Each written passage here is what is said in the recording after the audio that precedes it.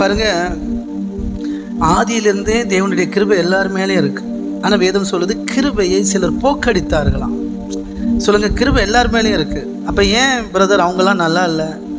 போக்கடிச்சிடறாங்கன்னா என்னென்னா அதை பயன்படுத்திக்கிறது இல்லை, அவ்வளோதான். தேவன் தீர்க்காயுசு வச்சிருக்கிறார், சுகத்தை வச்சிருக்கிறார், ஆரோக்கியத்தை வச்சிருக்கிறார், சரிங்களா, ஐஸ்வர்யத்தை வச்சிருக்க, எல்லாமே வச்சிருக்கிறார். அதுதான் கிருபையாக கொடுக்கறது. அது நம்மளுடைய தகுதியின் அடிப்படையில் கொடுக்கறது இல்லை, புரியுதுங்களா? அவருடைய தகுதியின் அடிப்படையில் தான் கர்த்தர் கொடுக்குறார். இலவசம். எந்த மனுஷனும் தன்னை பெருமைப்படுத்தாதபடிக்கு, தன்னை தான் உயர்த்தாதபடிக்கு இலவசமாய் கொடுக்குறார் கிருபையை. அதுதான் அன்பு, புரியுதுங்களா? எங்க பாருங்க, நம்ம பிள்ளைகளை நம்ம என்னதான் இருந்தாலும் நேசிப்போம். பாருங்க, என்னதான் இருந்தாலும் அந்த அளவுக்கு நேசிப்போம். அதுக்கு பேர் தான் கிருபை. 1000 பிரச்சனை இருக்கும், 1000 தப்பு இருக்கும் நம்ம பிள்ளைகள்கிட்ட. 1000 என்னது, நீங்களே பிள்ளைகள் பெற்று வளர்த்தவங்க தான்.